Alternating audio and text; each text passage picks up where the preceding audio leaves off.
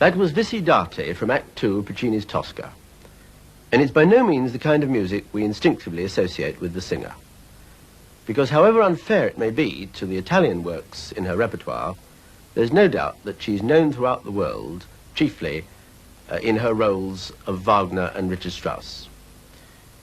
Supreme as Brunhilde, Isolde and Electra, she now stands as successor to Kirsten Flagstad on that pinnacle where there never seems to be room for more than one soprano at a time. She's Birgit Nilsson. Well, we might as well start at the beginning. Was there music in your family when you were a child? Did you become of a musical family yourself? No, not really. My mother had a very good voice and she sang very beautifully, but she was just an amateur.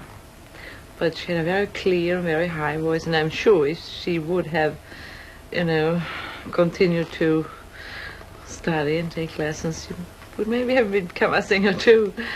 But my father and all his 9 sisters and brothers, they cannot sing a note. When did you first realize that you had a rather special voice? Did you have music lessons automatically? I know. I sang before I could walk. They told me. I walked very late. I was rather heavy. And I sang and I spoke very early. So I started to sing when I was 1 year old, and they said I sang rather well. And my father always had me to sing when we had guests and parties, and we had a lot of people coming to our house, and my father always said, now you must sing. And sometimes I was singing 6, 7, 8 hours a day, you know, and they said, you are killing the girl because, you know, she will ruin her vocal cords. But finally I think it made it, instead of ruining them, it made them strong. But then my parents, they thought I should, you know, be a little bit practical girl. I should take over the farm, I should marry a farmer, and so forth and so forth. So they sent me to a school where I had to cook, learn to cook and to bake and wave and all those things. And my father, he enjoyed it as long as I was singing at home for him and his friends. But when I started to want to become a singer, then he said, no, no, no. When did you first hear a professional performance in an opera house or a concert hall? The first time when I heard an opera was when I came to Stockholm and made an audition for the Musical Academy. And the first opera was an awful opera. It was called Lips by Kreuder. It was a terrible thing, and I didn't like it at all. But my second opera was Tannhäuser, and I fell in love with Tannhäuser.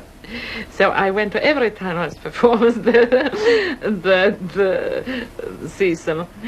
Then at what point did you settle down to full-time study to be a professional singer? Well, I studied once a week, half a year, and then I went to Stockholm and made an audition. We were 48 who made the audition, and only 2 places were free, and I came in as number 1. And when I made the audition, I just ran out. I remember, that was, I thought all the other 48 were so much better, and everyone has been studying in Italy, in France, and all over, and I haven't, it was the first time I was in Stockholm even, so I thought, that's absolutely no idea, and I felt absolutely awful. And when I went out, I just crossed the street and ran, and after me was somebody screaming, Miss Nilsson, Miss Nilsson. So I turned around, and there were 2 of the jury in the, you know, who were sitting and listening to me in the audition, coming after me. One was the stage director, and one was an opera conductor in Sweden, and they said, who are you who sings, so who are singing like that?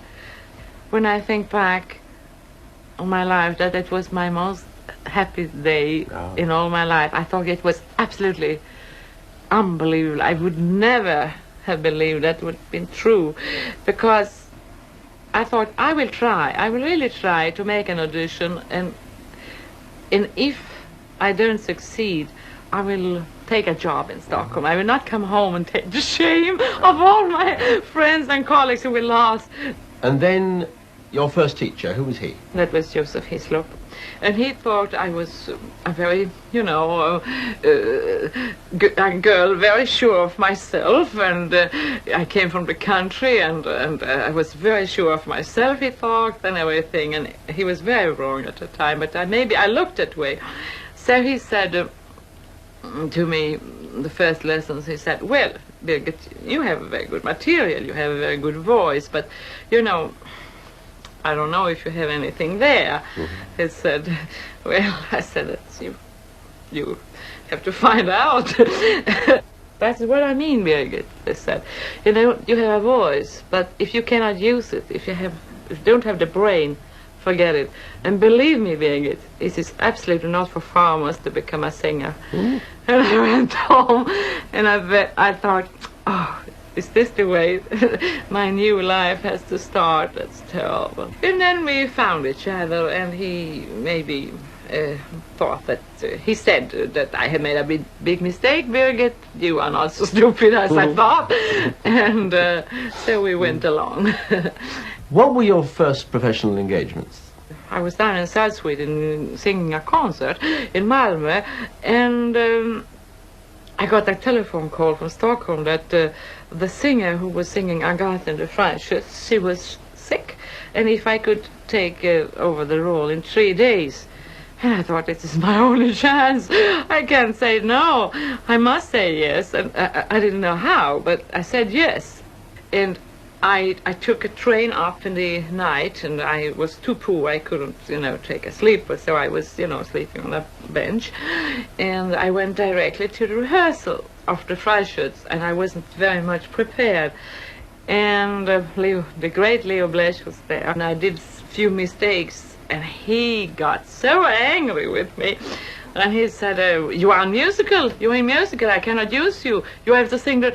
So I said, well, I expected at least to have 14 days to prepare myself for the first role. I just came up and said, it doesn't matter. You are in musical, I cannot have you tomorrow. And I started crying. I have no handkerchief, and I got a handkerchief from the stage director, and I was crying and singing and rehearsing. And the next day, I sang the role. But I was so nervous. I remember, when the curtain goes up, she's sitting there and embroidering her something for her wedding, sheath or something, big thing, and my left knee, I have bent it in a certain way, so the left knee started trembling like this, and the whole white thing which I was, embroidering, trembled along, I had trembled along that aria, Then my second role was a Lady Macbeth with Fritz Busch. It's rare, I think, for a singer to start with roles like that. After all, usually the pattern is tiny roles, walk on parts, even if not the chorus. Yes. So your second role to be Lady Macbeth, it's a considerable... it's too much, it's a major role, yes, of course. I wasn't ready for it. You must have felt you weren't ready for it, Oh, yes, of course. Well, no, I don't think I really felt that. At that time, one knows everything. Yes. But I think, other people... vocally, I could sing that role very good. But, I didn't have any experience for that tremendous difficult role. Now I cannot understand how I really would dare to tackle that kind of role, but at that time I thought it was absolutely marvelous. And I remember I got very hurt because an older colleague came to me and said, Birgit, you are absolutely marvelous. I only wish you were 10 years older when you were sang that role. And I got very hurt. I said, what was wrong with that? I thought I was very good. But one get a little bit more self-critic by the years. I got one role after each other, and as I mentioned, I started immediately with big roles, except for some Rhine maidens and Ring. And in secret I was singing the Brunhilde, because our Brunhilde didn't have the top notes, so it was too high for her. So I sang that Brunhilde already at 49. And at Götterdämmerung I was down in Rhine again, Yeah. singing the Rhine Maiden. It was a That was your funny first- mixture. That was your first ring then? Right, Yeah. yes. Well, now we must come to the question that we have to discuss in detail, because however many other roles you sing, and however unfair it may be, there's no doubt that the world regards you primarily as a Wagnerian singer. And of course you came to Wagner very early in your career, well, even before your career, of course, when you said you fell in love with Tannhäuser. Do you feel that this music, it certainly seems so to a listener, makes absolutely unique demands on you, that it is like no other music, that it's on a different plane altogether? Oh yes, but any music to be performed well takes a lot of out of you. It doesn't matter whatever, every composer has his difficulties, but you have to have a certain stamina for Wagner. But I think I was born with that. I felt very strong when I was singing, and when I started to take lessons, I felt really like some sort of a boxer or a wrestler or something like that. So it must have been in my nature. I was born with a certain abilities for Wagner, I think. But nevertheless, I really struggle to sing other roles too, and other composers, because I think it's good for the voice. One cannot. That's when nowadays young singers, they start their career and they start with Wagner and they don't sing anything else but Wagner, and I don't think it's good for the voice, because other composers like Mozart or Verdi or anything, you keep the voice more flexible and you have more control of it. Do you feel that Wagner, as well as being more demanding and more taxing for a singer, is also more satisfying, more rewarding? Of course. But I don't think Brunhilde in Secret is very demanding or rewarding in a way. The role is so static, and the trouble with Brunhilde in Secret is that she wakes up very late, and then she has to sing everything at once, and if something goes wrong, there's no time to try to take her breath or something like. When she starts, she goes on, and the music extremely difficult to sing in a way, and there's no way to end it if you're not good, and there's not much you can do acting wise either. You have to express with very, very few movements. She wakes up as a goddess, and she then gets some motherly feeling towards Siegfried, and then she ends as being in love with Siegfried. She has to express three kind of women without almost doing anything. She just stands there, and that's what I feel is also terribly difficult. I always is a little bit, nervous about that Siegfried. I think more rewarding is Götterdämmerung, but that is incredibly interesting role to sing to and to act. So it's so much in it, and you can express the things you like to express. In Secret, I just don't feel anything comes over, It's maybe my fault, it's my head, but I feel like. One of the problems, of course, in singing a number of roles, a small number of roles, again and again, in different opera houses, and above all in different productions all over the world, is that you must by now have a very definite idea of your own, of the character, of the role, and yet you have to fit it into different productions. Now, doesn't this bring problems? I remember the first time I sang Isolde in Bayreuth with Wieland Wagner. I sang it first with Wolfgang Wagner. The first time Isolde with Wieland Wagner, I think it was, I forgot, 60 or 62, I cannot remember. And he was a little bit suspicious because he thought I had been singing that role too much. So he wasn't sure he could get anything new out of me. So he And I thought I'm going to speak to him. So I said, Mr. Wagner, I said, I have been singing this role 84 times. Yes, I know. He thought I was going to say something else. I said, but I will forget all these 84 roles, and I will start from scratch. I will start from beginning like I didn't know anything. Oh, that's very nice. He still didn't believe me, and he was not too friendly to me. But we worked only a week, but that week was absolutely marvelous. And we got so good. We worked so good together. And he said, short before he died, that Tristan and Isolde he did, that was one of the closest to perfection he could come. That ring has a story, I believe. Will you tell us? Oh, yes, that ring. That is Isolde's picture, by the way. I think it was 1968. I got that ring from the public in Vienna. There are around between 300 and 400 people. And they gave that ring to me, and it's engraved even, you know. And it is, I think it is one of the most marvelous gifts I ever got, and I treasure it very, very much. And I don't sing one Isolde after then without that ring. At the end of Tristan and Isolde, Tristan is dead, and King Mark has understood and pardoned Isolde's infidelity. But forgiveness has come too late.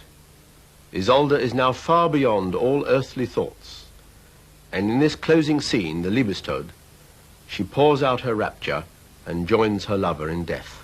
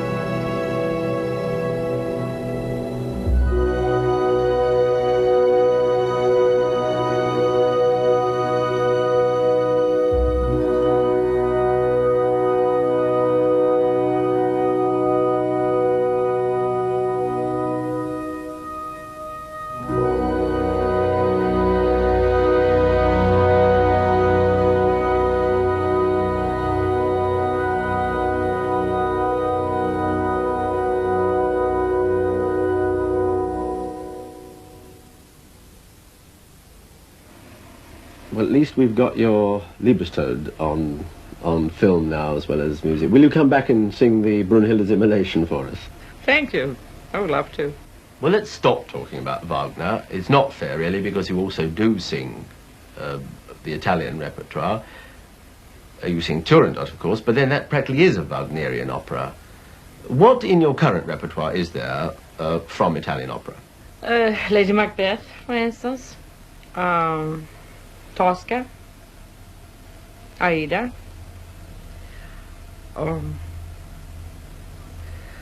And Paolo and Masca I haven't sung for a long time. I don't know why. It's just I lost it along the line, but I would love to do it sometimes again. That's the most, I think. What did you sing at Glyndebourne when you came here? Oh, that was, excuse me, that was a Mozart role, Elettra in Idomeneo. Mm-hmm. Very, very difficult role, I think, and it was beginning of my career. I tried to be very dramatic, and she has a very dramatic aria, and I was just, almost throwing my dress off to express all my feelings, but I don't think I was very successful. Of course, your generation of singers is the first that has been able to commit roles permanently through recordings under the best modern recording conditions, and of course you have recorded a large number of operas. How do you find the difference in techniques between recording and live performance? Do you enjoy recording? No, No? I really don't. No, I don't think anybody does, really. No, I don't think so. You are left to the technique, and they have to decide, and you are singing and you are sweating blood and tears, and you really think you are doing a beautiful job, and then you come in the studio and listen to what you have done, and it's that and your high notes seems like a squeak from a mice, and still I don't know. I really think, despite of stereo, whatever you say, I don't sometimes think the technique should, develop a bit more, because as long as they say in a studio, when you sing a low note, take one step to the microphone, and when you sing a high note, go 3 steps back. That they did already in the beginning of 1900. It must be strange to record a role, or even an aria from a role, that you've never sung on the stage. I think, for instance, you have never sung The Force of Destiny on stage. Almost. How almost? You don't know that. Okay. May I tell it? Please. I was singing in Milan, La Scala, Turandot, of course, and the opera director from Zurich called me and asked me if I could come, next week and sing. He spoke German to me, and he said, "Mich, des Schicksals," and all the time I thought it was Maskenball, Ballo and Maschera. Yes. I mixed them up, and I said, "Of course, yes." And I said, "Well, it is the day before my Turandot in La Scala, but of course, I came, and the day before the performance in Zurich, and I was going to try on the costumes, and they came with boots and pants and everything, and I said, "What costumes are that? That's not a costume for Ballo and Maschera, for Amelia." "Oh, not Amelia, Ballo and Maschera. No, you mean Leonora, of course. Sie meinen wohl Leonora," they said in their Swiss accent, And all of a sudden, then I was aware I had, mixed the roles up, and it was like a nightmare. I thought, no, I'm dreaming. And immediately I started to recall, how much do I know from that opera? I know the arias, and I have done one duet with the bass. That cannot be enough. I cannot learn it until tomorrow. So I gave up. But that was the closest I have been to. What is it about the Force of Destiny arias that appeals to you? Oh, I like the music. I love the music, and I like the arias. I don't know. I feel that they fit rather good to my voice, and it's maybe also because I never up to now got some opportunity to do it on stage. So in every concert, when I can, I sing either one or the other of those arias, you know. And so when we came to speak about this program, I wanted very much to do one of those Maskenball's arias. And I think they're so beautiful. Not Maskenball, Forza del Destino. There you see. Yes, well, I can see how that terrible mistake occurred. Oh, I'm still mixing them up. Isn't it awful? Verdi's The Force of Destiny has one of the most complex plots in all opera. The heroine, Leonora, who has been cursed and cast out by her father, and who believes, wrongly as it turns out, that her lover is dead and that she is responsible, has determined to spend the rest of her life living as a hermit beside a monastery. In this scene, dressed as a youth, she comes to the monastery to beg for refuge, and the monks are heard chanting off stage as she prays to the merciful Madonna, Madre, pietosa, vergine.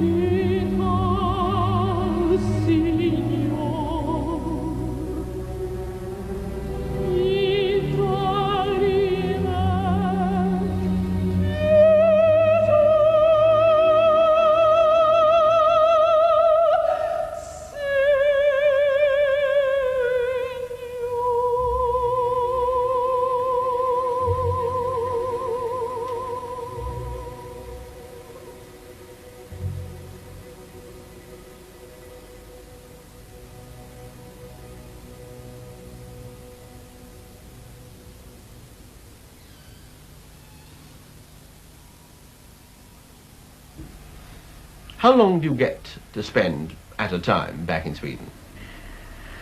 Oh, it's not very long. It's not very long. This summer, last summer, I was very long. Except for a few concerts and gramophone recordings and so, I was almost there 2 months. And but that's very unusual. But I love the Swedish summer. I love the spring and the pre-summer, and it's absolutely marvelous. And the older one gets, the more one loves, you know, the things which one had when one was a child, and I enjoy it. So I'm very hard to convince to sing in the summer. I don't want to sing in any festivals or anything which would interfere too much with my occasion. I think I deserve it finally, don't you think so? You consciously try to include folk songs from your native land? Always. Yes. Always I sing Scandinavian songs. I sing not only folk songs, but I also sing other songs, but I sing very much folk songs, and they are very much appreciated. Oh. I would, and many people in America are asking for only those kinds of songs. They think that we have very, very nice songs from Scandinavian. Sometimes when I sing those recitals and when I include those folk songs, I take my folk costume with me. So when I sing those songs, I dress to my folk costume. It's a costume rather nice, you know, which we wear around that place where I'm born. It's a very, very small district, could I say that? Yes. And every district has their costumes. You know how old that costume is? Oh, I don't tell how old it is, but I can tell you I got that costume when I was 16. So, you know... Same one? The very one, you mean? The same one, yes. It has been laid out all over the place, and it is very tight, I tell you, but I still wear it. It still fits? Yes, more or less, let's face it. I'm afraid you'll have to explain to us what the folk song you're going to sing is about. Because I fear many of the viewers are not as fluent in Swedish. I feel very much connected with that song and with that girl who is speaking in those lines in the song. She's a farmer girl, and she says something like that. Why are we sitting all so quiet and nice? And are all those girls married? Are all those lips kissed who are walking around this table? And then she says, I'm a very hard working girl. I'm cutting sheep, I'm picking berries, I'm waving, and I do everything, and I'm not thinking about kissing somebody, and I will never marry, she says. Then finally she changes her mind and says, well, if I once marry, I will take you if you still are very young. It's a very cute song, and I like it very much.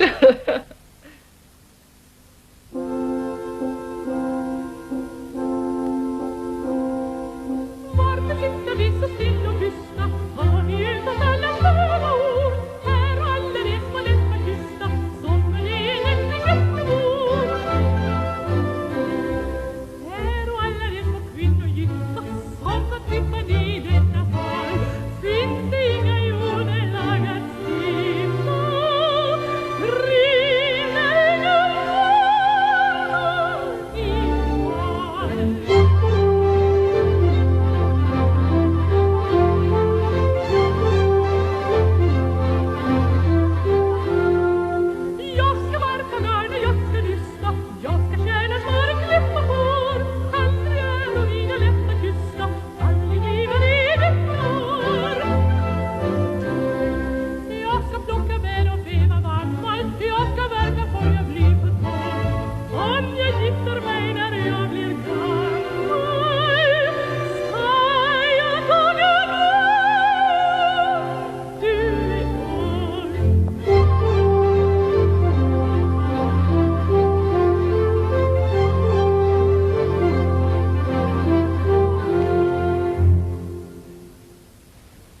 You set yourself, it's clear, very high standards, and it's also clear that you set very high standards, therefore, for the people you work with.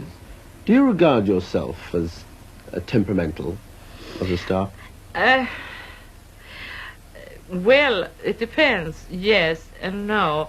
If I compare myself to singers who are more temperamental, I think I'm rather easy to get along with. I know I have a very strong temperament, and I demand so much of myself when I'm working, and when I get people which don't care so much, and I know they're not on the same level on the same way as I am, and I cannot get the same response. I get absolutely, then I can be very difficult and very, very, very upset. But it is because of the work, because I don't like people to work with people, conductors, singers, stage directors, who always in their back head try to bring through their egos, because for my taste, an artist who cannot forget themselves in the moment when they are creating art, they are no artists. Irrespective of whether you are temperamental, you live in a world which is almost by definition temperamental and full of temperamental people. I'm not going to ask you about your fellow stars, obviously, but what about managements? How do you get on with them? Oh, very good, mostly very good. Oh, yes. There can always be some disagreement, but I must say, I think all the managements I have been dealing with, very good. Mr. Bing, Sir Rudolph, as we say, we have had our disagreements, but, I loved him tremendously much. I really did. I think he was a good boss. I also appreciated his sense of humor very much. Now, last spring, he had his farewell performance, and almost every singer was singing there. It was televised and recorded for gramophone and everything. And he called me up very early, I think 1.5 years before, and at least 1 year before and he said if I could participate. I said, of course, by all means. So I came over for that. And so said, what do you want me to sing? I said at the time when he called me, oh, well, anything. And so I said, well, what about Final Sin, Salome? He said, oh, I love to. I said. So I said, you can have my head on the silver plate. So I said, oh, no. He wasn't Sir at that time. Oh, no, Mr. Bing, I said, it's not necessary. I have imagination. And so I didn't get his head, his real head. But believe it or not, when I finished the Salome at the farewell gala, in my dressing room, there a big head of Mr. Bing on a silver plate there was standing. And when I see that head, it is exactly like him, so fantastic. So I appreciated it very much, and he too. We took a lot of pictures, and he loved it even more than I think. So now I said, now Sir Rudolph, I'm starting to collect all the head of all the opera managers. I have only one so far. There is one problem, though, isn't there, that very often these days a young singer makes a mark and is immediately in demand all over the world and doesn't have time to do the long, patient study that is necessary. Now, in a sense, that happened to you, but then you went on and worked at it, as you say all the time you spent in Stockholm and so on. Yes. This sometimes doesn't happen now, does it? No, it doesn't happen. And I think that is the trouble. And I think, it was a young singer who made her debut in Stockholm, singing Sieglinde, in the same evening as I sang Brunhilde. And she was very promising and very musical, but she has never put her foot on stage, There were, I think, 20 managers there, hiring her. And she got an offer to sing from somebody to sing Isolde in Bayreuth in 2 years, What is this? You cannot develop, even if if the young singers are more gifted, are more talented, and learn quickly, you must be, you must mature, and you have. So that's terrible. As soon as there's a new voice coming up, every opera house is on them, and about all the managers who sells them, and they are the voice killers, really, together with the airplanes, because one day you can be in Berlin, and the other day you are in Buenos Aires, and the third day you are in New York. 50 years ago, or not even that, you had to go by ship, and you had good vacation, 10 days or 14 days or whatever it was, or 1 month, and you came rested and felt marvelously. And singers were more or less staying and singing in one house and not traveling. And this traveling really, takes very much out of you. About all now, change of climate, season even, if you go down to South America, they have spring when we have autumn, and I remember myself going, my first time in Buenos Aires, and our performances were postponed. So I sang for Isolde in 5 days, and after that I flew back to Munich and made Amelia in Basketball on tape recording of that. And one was so tired one didn't even know one's name, So that's very, very hard with all those airplanes. One has to be. I always try to get a very long time in advance the dates of my performance, so I can rest before I come a few days, and so then the performance are spaced. At least I have 2 or preferable 3 days in between every performance. I don't mind to stay on a little bit longer, because after all, the public, they pay to get the very best, not the next best, and to you don't make anybody happy by performing with a poor voice and tired and hoarse and all those things. You've talked about the way in which music, once thought very difficult or even unsingable, unplayable, is now no longer felt to be so.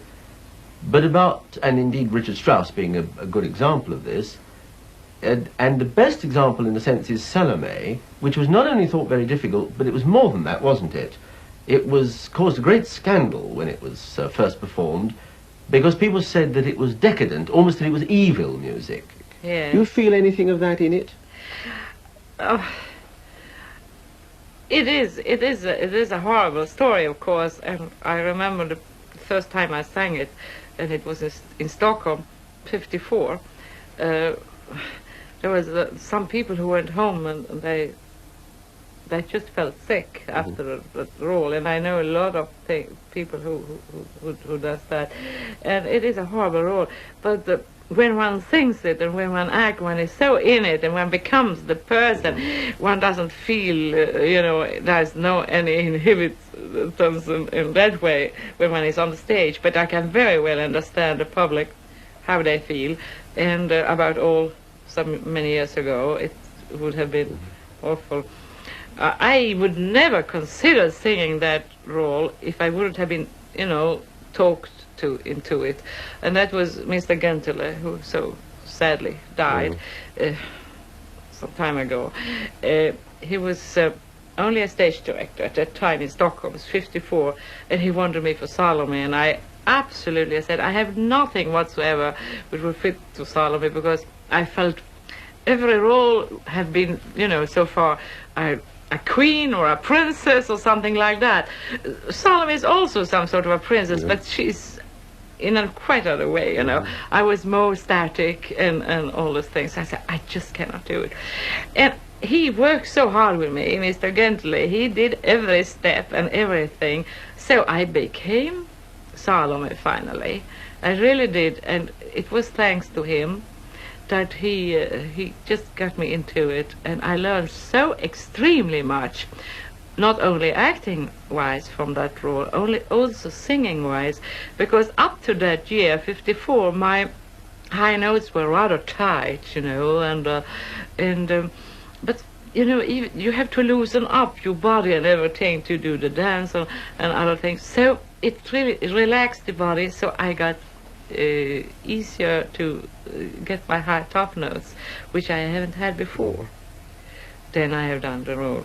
You know, many other places in Munich and Vienna and La Scala and the Metropolitan and so forth, and added a few things. But still, I think I keep the conception of Gantela's ideas about the role. It was marvelous to work with. In Richard Strauss's Salome, based on Oscar Wilde's play, Salome has at last exacted from Herod the terrible price she has demanded for dancing before him, the head of John the Baptist. In this terrible apostrophe to the prophet's severed head, she exults that she has now kissed the lips that had scorned and reviled her, until Herod, revolted beyond endurance, orders the guards to kill her.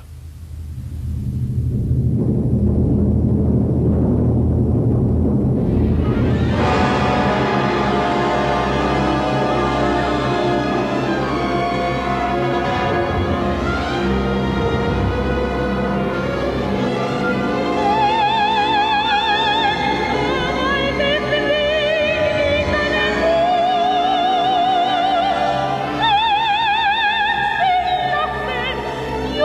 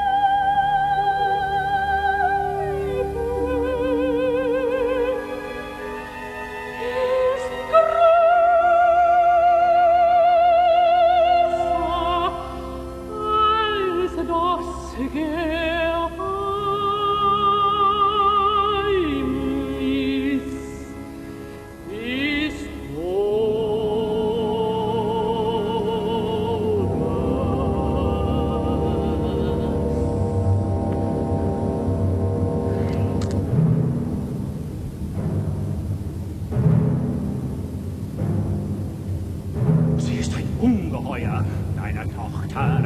Ich sage dir, sie ist ein Ungeheuer. Meine Tochter hat mich getan.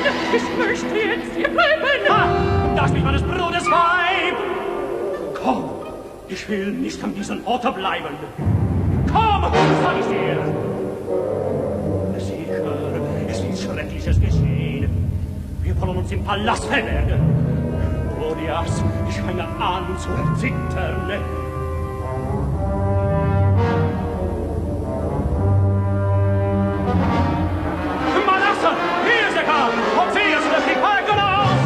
Verweckt den Mond, verweckt die Sterne. Es wird Schreckliches geschehen.